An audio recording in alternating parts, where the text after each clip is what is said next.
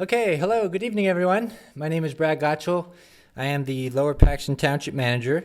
And in typical fashion, I'm just going to give a brief summary of tonight's agenda, particularly for the benefit of those who may be watching the meeting at home.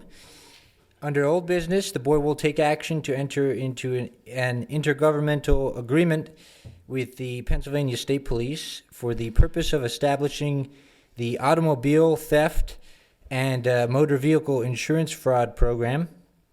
Next, the board will consider Ordinance 19-08, amending Chapter 152 of the Code of Ordinances, approving of the inclusion of the registration of vacant properties within the township in conjunction with ProChamps.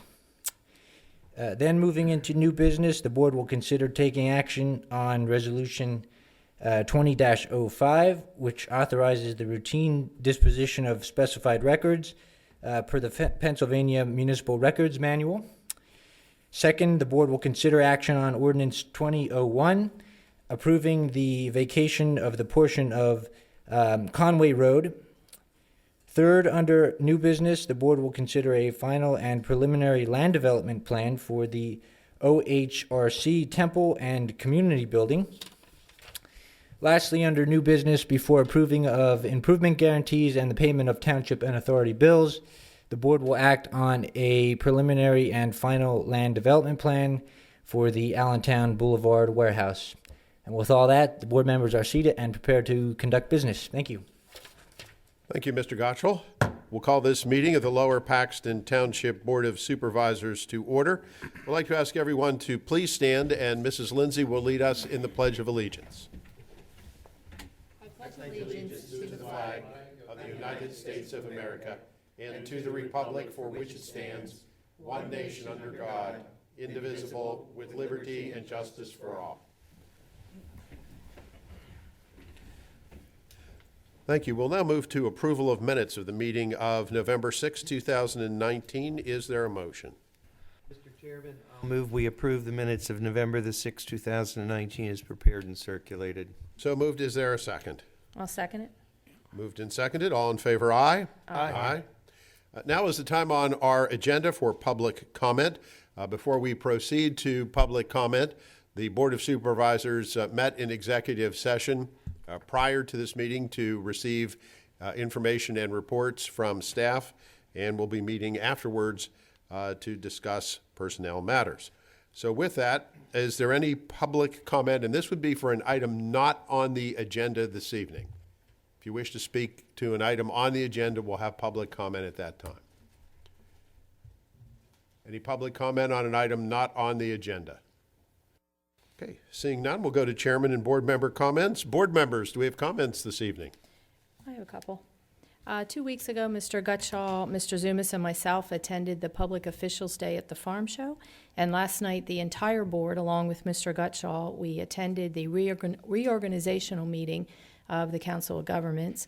And just a reminder, February 24th is the start of our Citizens Police Academy. It's an 11-week. If you've never been there, you really need to come. It's Monday nights from 6 to 9. You're going to learn about everything that the police department does. So there still is time to sign up. Okay. Other board member comments? Okay, seeing none. The manager's report, Mr. Gottschall. I have no report this evening, Mr. Chairman. Excellent report. Thank you. Yes, I like when they're succinct. Yes. That takes us to old business. Under old business, our first item, we need to take action on Ordinance 2019-08. 2019-08? Excuse me, Mr. Chairman. Point of order. Yes. Are we using the paper agenda? Oh, wait a Are minute. we Yeah, I doing- see we have two different versions I going know. here. And I was just going to ask for clarification from Mr. Gottschall that next time that we get the paper in concert with our new what's on screen. Yes, for those who may be in the audience or listening on television, the township launched a all-new website last week, and we are still working to get everything exactly synchronized. So I will go to the electronic version of the agenda, where we have under old business, the first item, will be action on the automobile theft motor vehicle insurance fraud intergovernmental agreement with the Pennsylvania State Police, and Director Koshiba will come to the podium and discuss that. Is everybody on the same Yes. agenda item now? Thank you, Mr. Chairman. My apologies, members of the board. Fine, we'll No get it problem. worked out. No, I mean, it's, the website is excellent, and as with any change with anything electronic, there's always a couple little things to work out. Just a footnote to that, Mr. Chairman. Leanne is here. Leanne, thank you for all of your energetic work and getting this thing together. I know we still have obstacles. We're still jumping through hoops, but thank you for the monumental task that you've undertaken to put this in place for us and for our community. So thank you. That was over a year's worth of work to get to. So I do encourage everybody to go check out the new website. It's amazing. Director. Mr. Chairman, members of the board, the operational support position that I proposed during the budget period and is now before you for consideration is with the Pennsylvania State Police and the Insurance Fraud Prevention Authority. It's a fully funded position where we will have an individual that will be hired as a civilian and deputized through the district attorney's office to work as part of a task force in Dauphin County and throughout Pennsylvania, central Pennsylvania. And our benefits to this are we have a direct link to the Insurance Fraud Prevention Authority and the Auto Theft Task Force now. So when we have incidents occurring within our township, we now have multiple people that can address that problem with us when it relates to auto theft and anything revolving around auto fraud. Again, that's a fully funded position. You'll look on page 9 of the agreement. It just indicates that I believe the second two quarters were indicated and filled in there for financial purposes. Overall, this is $157,000 plus position when you factor in the wages and the benefits and the vehicle and all the other things that come with this position, fully paid for by the Pennsylvania State Police.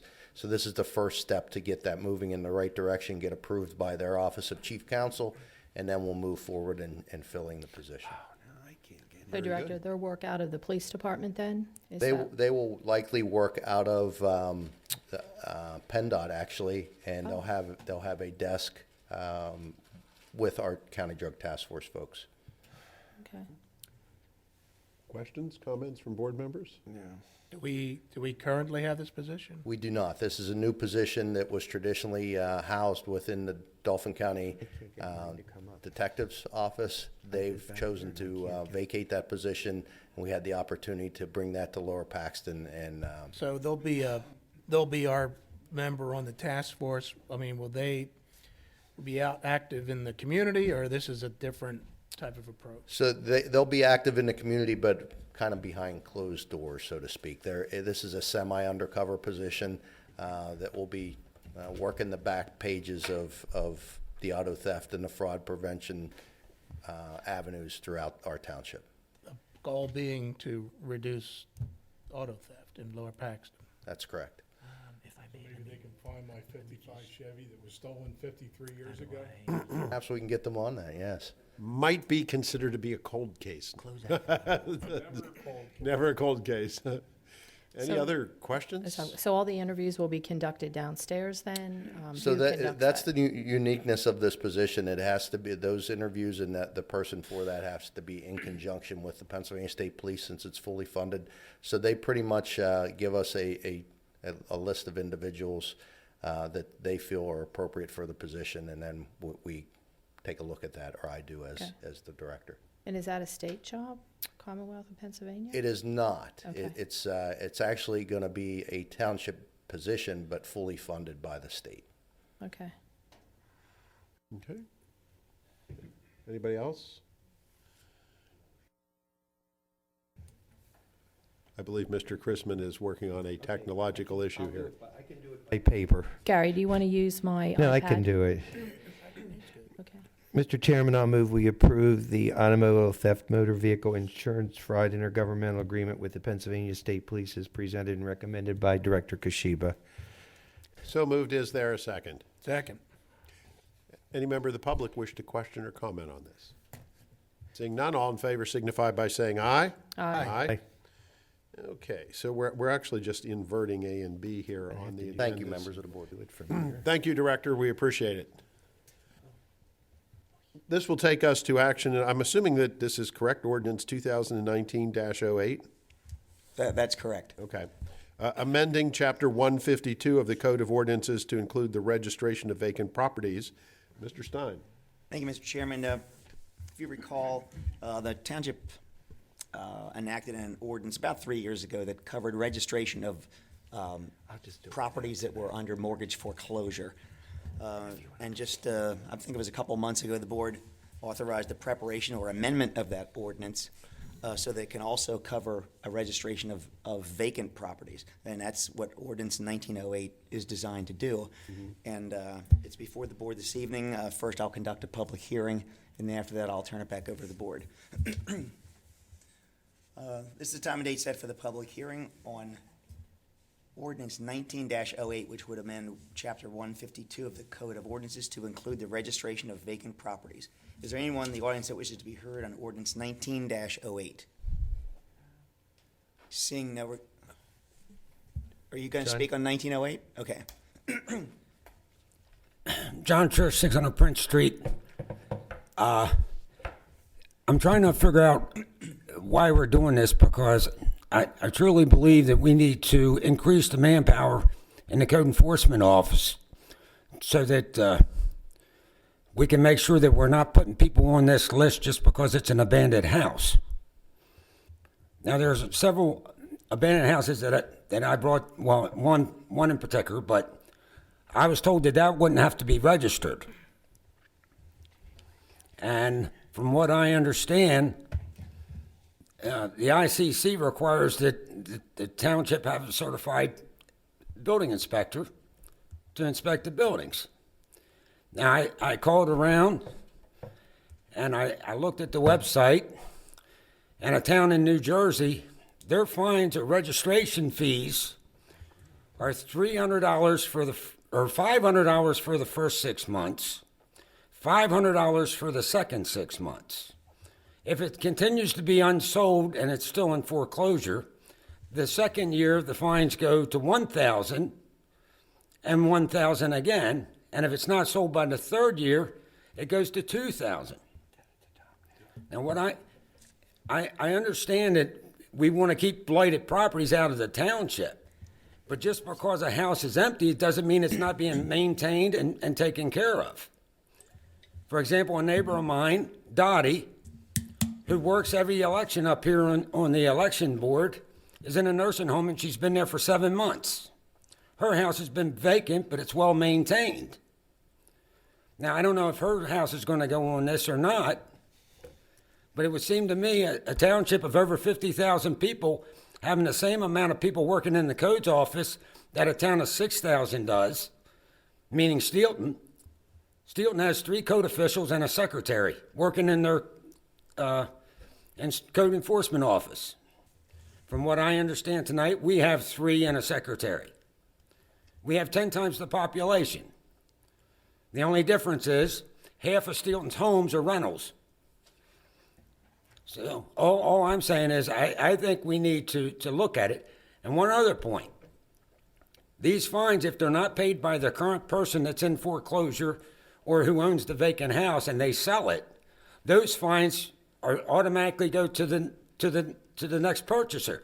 There's nothing in the ordinance that says that they have to tell the person purchasing the dwelling that they haven't paid these penalties. Well, this is just registration, right? Yes. They would have said that. Yeah, this is really an effort, this is, I think, really targeting absentee owners where townships can't track down, locate who actually owns a property and who's responsible for keeping up the property. Okay, then I think the ordinance ought to say that then, other than just vacant houses. Because once the house is vacant, then it falls under property maintenance where it has to be maintained, the windows kept in, the grass cut. Yeah, well, if you read it, it's one of the whereases, so you got to get through the whereases. but they do talk about often foreclosing party or property owners are an absentee responsible party. There's no local contact, things like that. So that understand is, that. That is what this is for. It's not for. I did this for a living for 3.5 years, and I know. Little borough of Steelton, in 1 year, took 162 people to court. I don't know how many people the township has taken to court, but I would assume it's not even close to that. Well, you can't take them to court if you don't know who they are. I understand that. That's what but- this is for. Okay, so, but I think it ought to say that then. Because in addition to that, it says that if they don't pay the first month's registration fee, they can be fined $500 in addition to the registration fee. And then if that's not paid, there's another 10% that goes on to that. So if a house stays vacant for 3 years and they sell it and they didn't pay any of the registration fees, the new owner is going to have a nice little bill coming to him. So all I'm saying is I think some of it needs to be reworded, and that's just my thoughts on it. And I think we ought to do something more for the codes guys. I think Nick, our codes officer, would like to. John, I don't want to refute what you've said, only to the extent that at settlement, that would all have to be revealed. And in settlement, the seller would be required to pay. I've been at settlements. I know exactly how that I'm process just functions. telling you what the ordinance says, Mr. I'm not arguing with you. I'm just simply clarifying. Okay. Mr. Garrett. So, under this current proposed ordinance, the fee is set at $300. The ordinance would have to be written in such a way that there would be a staggered, it had to be written in the ordinance that says after 6 months it would go to this price or this price. That's not how it's written. It's written as a set fee for $300 that is semi-annual. Additionally, when it comes to the vacant property foreclosure registry, we're looking for your bad actors, okay? The repeat properties that we deal with. So when Pro-Champs goes through and identify what they believe the properties that are vacant within the township, they send a postcard out to that property, and that card has a QR code, has information, please contact us.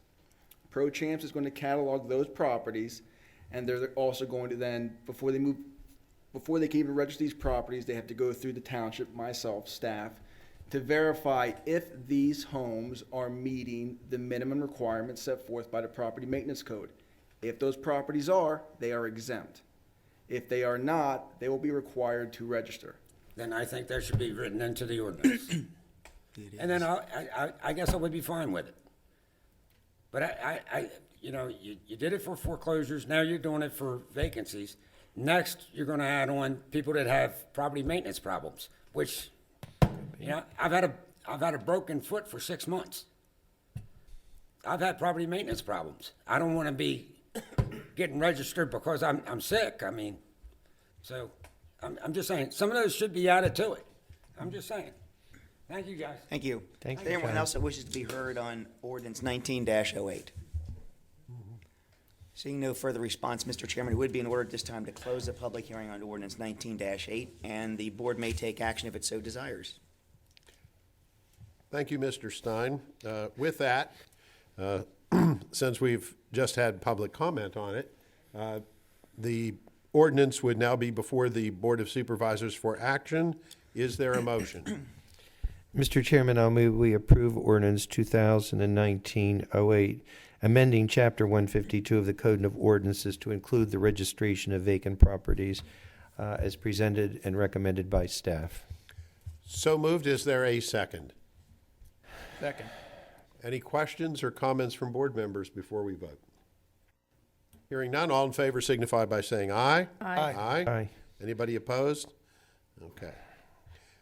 That will now take us to new business and just making sure that we are in sync here between the versions. Action on Resolution 2000-05, this authorizing the disposition of specified records in compliance with the Pennsylvania Municipal Records Manual. Mr. Godshall, you wish to destroy some items? Yes, Mr. Chairman, gleefully so. Gleefully so. And legally. And legally, so, yes. More importantly. Yes, yes. As mentioned in the agenda, consistent with the PA manual, we do this from time to time, and all the files that are to be destroyed are listed in the resolution. Understood. Pretty straightforward. Is there a motion? Any questions? Didn't think so. Is there a motion?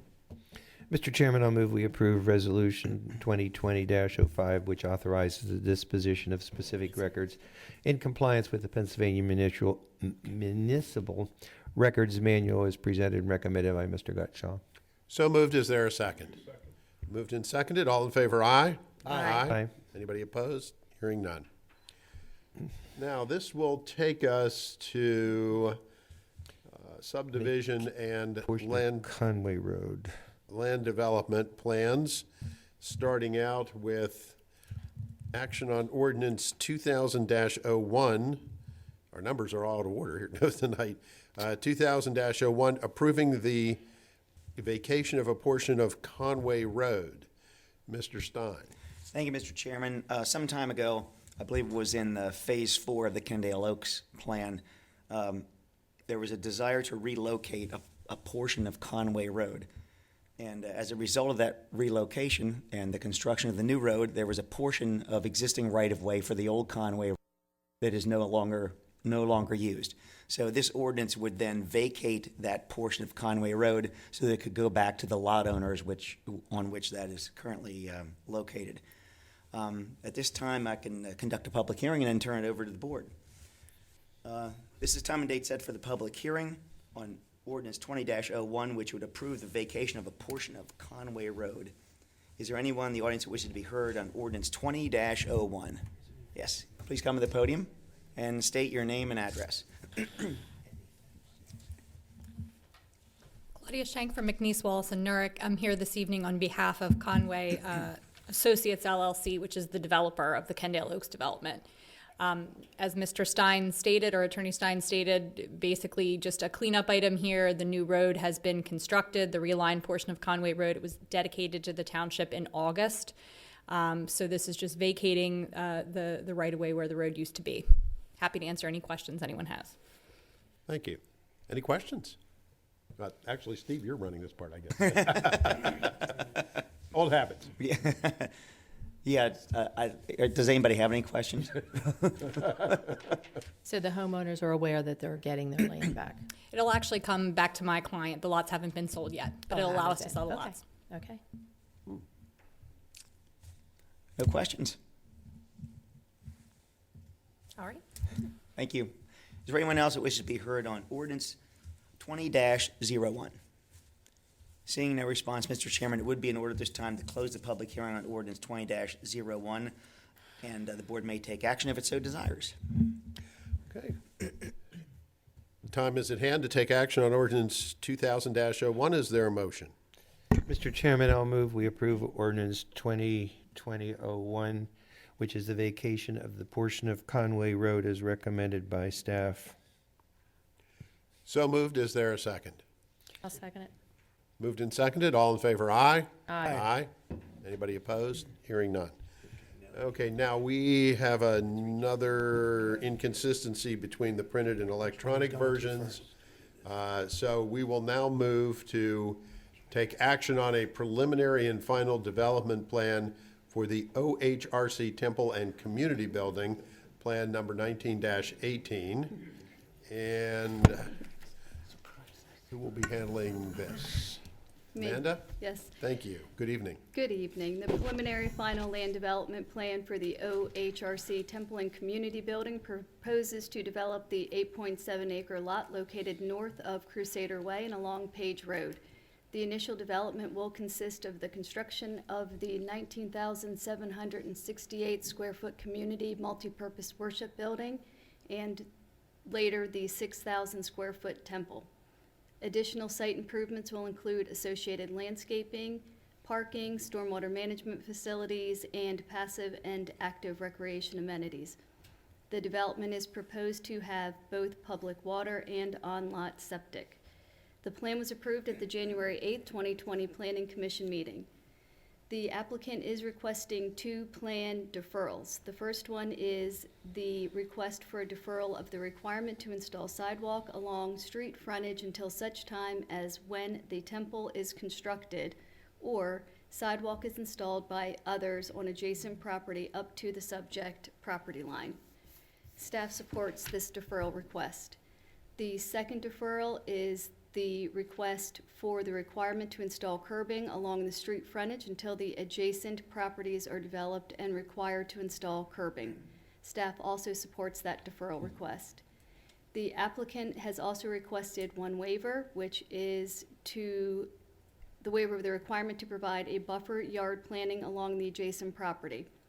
Staff supports this waiver request as there is a buffer yard proposed with dense landscaping comprised of existing vegetation and proposed plantings associated with the stormwater management facility screenings.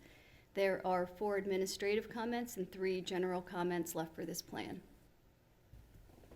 And Dan Wise is here from R.J. Fisher to answer any questions you may have for the plan. Okay, sir, if you would come to the podium, appreciate it. And for the record, give us your name and address. Or name and affiliation, as the case may be here. Okay. Good evening. My name is Dan Wise. I'm a landscape architect with R.J. Fisher Associates in New Cumberland. Here representing the Organization for Hindu Religion and Culture and their proposed land development plan for their community building and temple, future temple project. And the status is as Ms. Zerby stated. So if you have any questions concerning any of that, be glad to answer those questions. Board members, questions? I have some questions I'd like to ask. On the request for exceptions, the first one in my screen is blocked, but I believe in the first one, it's the sidewalk that will be completed either when someone else does or when your building is completed, that you will also do so. Is that correct? That is correct. Okay, then that ties into, you just cut my screen. That goes to the number 2 request, which speaks a little differently, where the deferral, the requirement to install curbing along the street frontage until the adjacent properties are developed and required to install the curbing. My question may go to Ms. Zerby, just asking why that's not the same language in number 2 as it is in number 1, meaning or stating that when the temple is constructed or the sidewalk is installed by others. Why aren't those two the same? And there's probably a very good reason that I'm unaware of. Either one. Oh, I'm sorry. Is it going to be you? Speaking to that, it made sense by staff during the planning commission to recommend the later deferral for the curbing, because once the sidewalk's in place, to require the applicant to install curbing alongside with it could create stormwater issues for the adjacent properties. Okay, it's stormwaters. Okay. I couldn't understand why you weren't going to put them both together with the same requirements. That makes sense. Okay, thank you. Sorry, I should have asked you the first question. Are you able to speak on behalf of the applicant? I am. Okay, that's good. Then let me also ask you, staff has supported your waiver request, and again, I'm going to come back to staff. I'm assuming staff, and I don't like to assume anything, that staff is supporting that third waiver because of that buffer. My question is, who owns that property, and to what extent do we know that the buffer will continue to exist? And if it doesn't, does the onus of responsibility fall on the applicant? Or should it? So Again. the setback is in place for the buffer, but the planting will already be addressed through the required planting for the stormwater basin. So Okay. it just made sense to request an additional landscaping waiver that falls under the buffer yard. Okay, as long as that buffer is going to continue to remain in place, because that is crucial. That is correct. We are providing the buffer yard, but instead of planting it as we would normally be required to do, we are retaining the existing vegetation within that buffer yard area. Plus, adjacent to that buffer yard we have the required extensive stormwater landscaping around the stormwater pond, which stretches along, that boundary as well. So it's kind of redundant to have, buffer yard planning and stormwater planning that serves a buffering purpose as well, right, adjacent. And you obviously convinced staff because they're supporting that. Right. Okay, I'm going to ask you then specifically, I know the waiver requests are all being supported by staff. I assume you have the documents in front of you that we have in front of us, because I want to address those and have you respond so that they can be memorialized in writing. Okay, there are 4 administrative comments. Have all of those administrative comments been addressed, been completed, or will be completed in a timely fashion acceptable Lower Paxton Township officials? They will be. They will be. Okay. And there are 3 general comments, and specifically I want to address number 3, which is the letter memo dated December the 23rd, dated 2019 from Jason Hines from HRG. There are 16 comments, and the same question is applicable here as well. That the 16 comments have either A, been completed, or will be completed in a timely fashion acceptable to township staff. They will be. They will be completed. Acceptable by staff? Okay, that answers my questions, Mr. Chairman. Thank you. Any other board members have questions or Just comments? have one. As I'm heading south on Page Road, you have the big white barn on the right-hand side, and then there's the sold sign on one of the pieces of property, and then there's still a for sale sign on the other. Is it all of that property, or is there 2 separate properties there? I believe there's a property for sale that is north of this property. Okay. I wasn't too sure if maybe the other one didn't have the sold sign on Yeah, I'm it. not sure about any other ones. Okay, but I know I was just curious, because I was out there and I wasn't too It's sure. like a motorcycle repair shop or something that is property. I think it's also for sale. Okay, thank you. Any other questions? Any questions from the public? Okay, seeing none, is there a motion? Mr. Chairman, I'll move we approve the preliminary and land development plan for OHRC Temple and Community Building, which is Plan 2019-18, with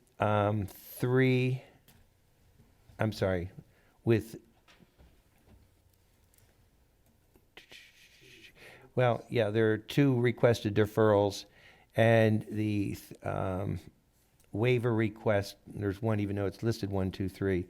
The 4 administrative comments, the 3 general comments, but inclusive in those general comments, number 3, which deals with the memo dated December the 23rd from Jason Hines of HRG of the 16 comments. Whew, that was a lot. Okay, I think I have that. I think I covered it. Is there a second? I'll second it. It's been seconded. All in favor, please signify by saying aye. Aye. Aye. Anybody opposed? No? Get to the next. Mr. Wise, there you go. Thank you. Thank you, sir. And now we will go back on the paper agenda, but forward on the electronic agenda This is to action on a preliminary and final land development plan. This for the Allentown Boulevard Warehouse Plan 19-09. Mrs. Zerby. The preliminary final land development plan for the Allentown Boulevard Warehouse Could you pull your proposes- mic a little closer to you, Amanda? Good, thank you. proposes to develop the 14.53 acre lot located east of Elderberry Lane and along Allentown Boulevard into a flex warehouse. The property is in the LI Light Industrial Zoning District. The proposed warehouse will have a building footprint of 100,500 square feet with up to 32 loading docks to serve the building. Additional site improvements will include associated landscaping, parking, and stormwater facilities. The site will be served by public sewer and water. The plan was approved at the January 8th, 2020 Planning Commission meeting. The first waiver request is the applicant is requesting a waiver for the requirement to provide sidewalks, curbing, street widening, and drainage improvements along Allentown Boulevard and Jonestown Road. Currently, no sidewalk exists on adjacent properties on either road, and staff supports this waiver request. The second waiver request is the applicant request to waive the 3-to-1 slope required infill condition. Due to flood zones and steep slope constraints of the site, the applicant believes a 2-to-1 slope is necessary for cut and fill slopes. Staff supports this waiver request. The last waiver request is the applicant requesting a waiver of the requirement to provide perimeter landscaping around parking lots due to a proposed stormwater easement, right-of-way, and clear site triangle in the northeast corner of the site. And staff supports this waiver request. There are 4 administrative items and 3 general comments outstanding for this plan. And Elliot Shibley from Integrated Development Partners is here to address any concerns you have for the plan. Thank you. Mr. Shipley, good evening. Good evening. As Amanda stated, my name is Elliot Shibley. I am with Integrated Development Partners here on behalf of Allentown Boulevard LLC. If you have any questions beyond what Ms. Zerby stated, I'd be happy to answer them. I'm certain we do. Mr. Chrisman. First of all, are you able to speak on behalf of the applicant? I am. Thank you. All right, could we address the waiver requests, please? The first one is rather straightforward. My question deals with the second one, and it may be a question that's directed to you, but also to staff as well, where it talks about the applicant provided a slope stability report indicating the 2.1 slopes are feasible in the site. It's recommended the slope is vegetated and stabilized as soon as possible. So my question to you, has that process started, or if not, when will it start?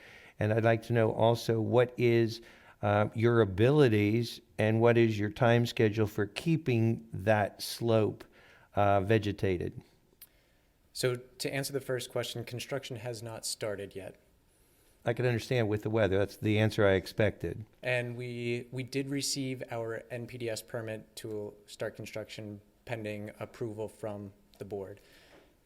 As far as E&S conditions go, erosion and sediment control conditions, and the vegetation, it is required by the Conservation District to have the slopes stabilized and vegetated, at least stabilized in 4 days, vegetated shortly thereafter. So we typically use a fast-growing grass to establish on those slopes. And after that, a permanent seed stabilization will be applied that will last indefinitely. So I assume that will be done as the beginning of the growing season Yes, that'll comes be done upon us. immediately.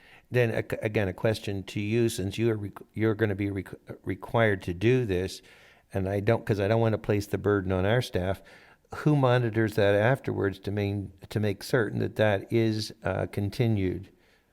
That is, Will DER or someone? yes, the Conservation District occasionally stops in to check the status of the erosion and sediment and also the post-construction status. Define occasionally for me, please. Ooh, maybe in the early stages of construction, it's maybe once a month or once every other month after the project But is there is a established. schedule. It's when you said occasionally, it could have been maybe once a year. Yes. Okay, that's why I asked you to define the word occasionally for me, because I want to make certain that it is monitored and it is stabilized, and that we're not having to send our township staff out to monitor it and tell you you're in violation. So thank you. I appreciate that type of response. You're welcome. All right. Again, do you have the documentation in front of you that we, the board, have? Yes. Good. Then could we address the administrative items, the 4 administrative items that are listed there? And my question to you is, have all of those been completed, or will they be completed in a timely fashion acceptable to our township staff? They will be completed. Will be, future tense. Acceptable, staff? There are 3 general comments, and specifically number 3. Number 3 addresses the 16 comments from a memo dated December the 19th by Jason Hines from HRG. So the first 2 general comments plus the 16 comments identified in number 3, once again, same question. Have they been completed, or will they be completed in a timely fashion acceptable to township staff? Items 1 and 2 have been completed. 1 and 2 have been completed? Good, thank you. Item 3 will be completed. And item 3, the 16 comments will be completed. That is correct. Acceptable to staff? Thank you. That finishes my questions, Mr. Chairman. So this is a pretty big operation. Is it a 24-hour? As of right now, there has been no decided user, so it all depends on who ends up buying and moves in. Are there requirements depending on who moves in as far as hours of operation and noise level and all that stuff? Because it does back up to some residential areas. What can we require as far as buffers and lighting, quality of life stuff?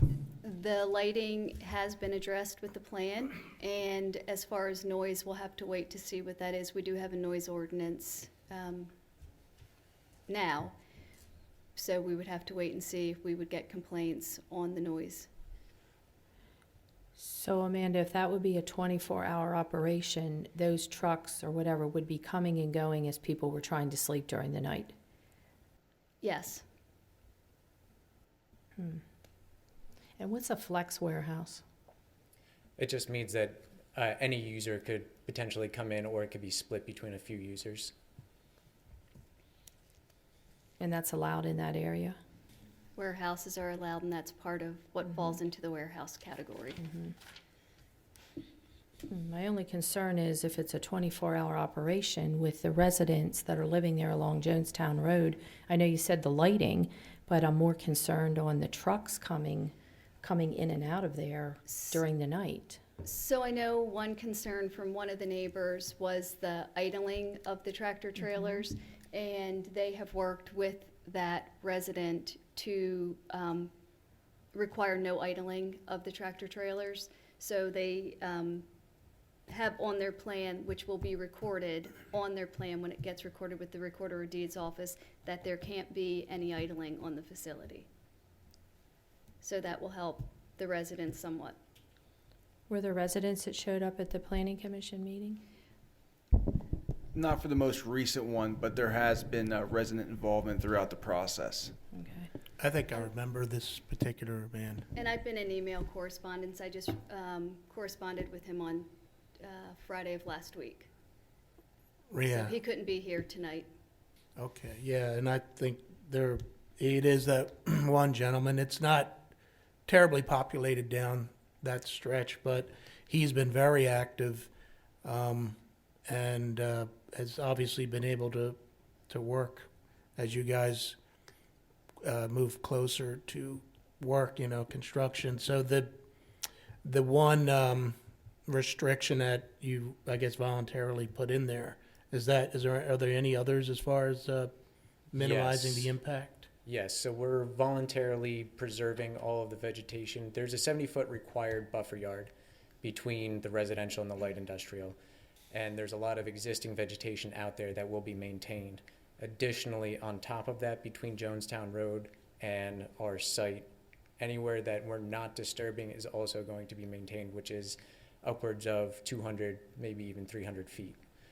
On top of that, just south of our loading docks, we voluntarily put in a row of evergreen trees to assist with sound reduction, light reduction, and overall screening, visual screening. Great. But that'll take them a long time to grow. We have designed them as such that they're staggered, so after 5 years, there should be at least close to a 50% visual screen. After 10 years, close to 100%. I haven't talked to the resident in a while, but I appreciate you guys engaging, and I know he was just concerned about quality of life. You sometimes don't realize when you're living on Jonestown Road, what's going on just north of you. And it was in the beginning, when you see the land being cleared, it does shake you up a little bit, but I do appreciate you willing to talk with him, meet with him, and address his concerns. Yep. And if there is concerns after the warehouse opens up, will you be working with the township on those concerns? We may not personally, it all depends who ends up purchasing the Right. property.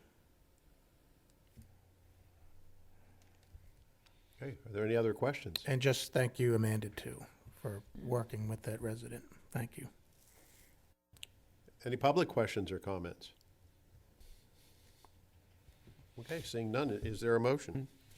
Mr. Chairman, I'll move we approve the preliminary and final land development plan for the Allentown Boulevard Warehouse, Plan 2019-09, which, with the 3 waiver requests that our staff support, the 4 administrative items, and the 3 general comments, specifically number 3, with the 16 comments on the memo dated December the 9th, 2019 by Jason Hines of HRG. So moved. Is there a second? Second. Moved and seconded. All in favor signify by saying aye. Aye. Anybody opposed? Okay, the ayes have it, and it is approved. That will take us now to improvement guarantees, development agreements, plan affirmations. We have a number here. Ooh, yeah. Yeah. Mr. Gosh, anything unusual about any of these? They all look pretty standard. Right. Yeah, all pretty standard. No unusual aspects to them. Okay, good. They look straightforward to me. Yeah. Mr. Chairman, I'll move we approve, I think, 7, 2, 4, 6, 7 improvement guarantees as recommended by Mr. Gutschall. So moved. Is there a second? I'll second it. Moved and seconded. All in favor, aye? Aye. Aye. That takes us to payment of bills for Lower Paxton Township and the Lower Paxton Township Authority. Madam Treasurer. Yes, I make a motion that we pay the bills for Lower Paxton Township and Lower Paxton Township Authority. So moved. Is there a second? Second. Moved and seconded. All in favor, aye? Aye. Aye. Any additional announcements from members of the board or the manager? Seeing none, our next board meeting will be held on what's actually not a workshop meeting, it's a business meeting, on Tuesday, February 4th, 2020 at 7 p.m. in this room. With that, is there a motion to adjourn? So moved, Mr. Chairman. Is there a second? Second, all in favor, aye? Aye. Meeting adjourned. That was pretty good. Thank you, Chris. You're welcome. You're welcome. That was weird.